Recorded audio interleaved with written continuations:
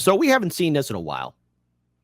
A three-way race in which the third candidate, RFK Jr., might be going toe-to-toe with Donald Trump and Joe Biden. Now, I have my criticism for all three, and I'm ever hopeful that the other independent candidates can gain more ground too. And yes, even though I'm extremely critical of his lackluster campaign, even Dr. Cornel West, but whatever. It is what it is. I will take what I can get. I will when it comes down to third parties. So let's go ahead and pull up this article here. It's from The Hill. So let's go ahead and talk about it. Biden, Trump tied for first time in months in a three-way race with RFK Jr. So President Biden and former President Trump are tied in a large latest national polling average of a hypothetical three-way general election race that includes independent candidate RFK Jr. Biden and Trump are tied at 41.3% support, with Kennedy following at 7.7%, according to DDHQ's average 130 polls that asks respondents about a hypothetical three-way matchup in the 2024 general election.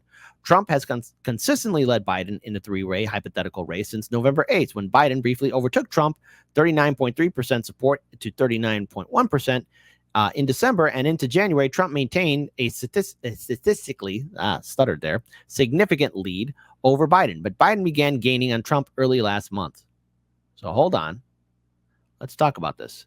Since President Biden gave his State of the Union speech in early March, we've seen him close the gap nationally. Oh, my God. Everyone dumb enough to think that was Biden at his best. Ugh. You people can easily be hypnotized with somebody dangling keys in front of you. To be tied with the former President Trump for the first time since November 2023, DDHQ's Scott Tanner said. The narrowing in the polls, Tanner said, is a foreshadowing of the intense campaigning and volatility in the polling we'll experience as we close in on November's election. In recent days, several polls added to DDHQ's national polling average have pointed to a very close race. A recent Economist YouGov poll showed Trump and Biden tied with 43% support, and Kennedy with 3%. A recent Quinnipiac University poll also had them tied at 37% support, with Kennedy at 16%. Other polls in recent days have been split. A Marist College poll showed Biden leading by 5 points, and the Emerson College poll showed Trump leading by 4 points. So what does this tell you?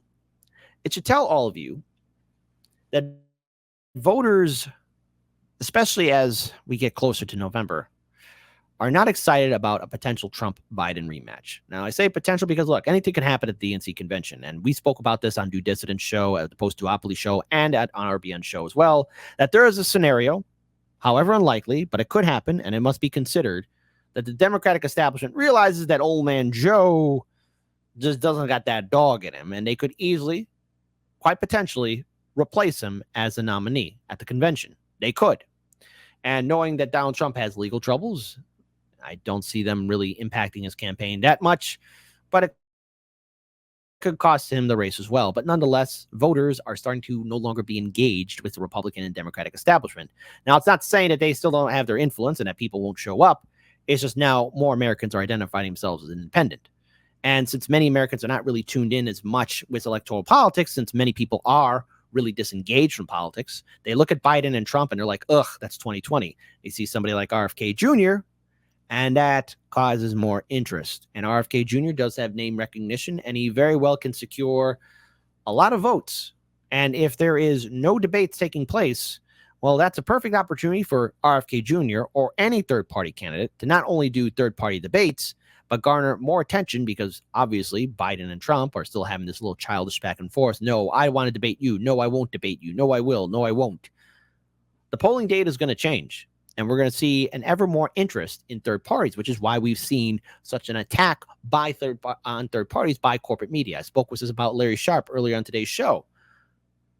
We have to remember that Americans are starting to become disengaged with the Democrats and the Republicans. Wake up, people. Both parties are ruled by corrupt sociopaths. They don't like us. They don't think about us. They don't respect us.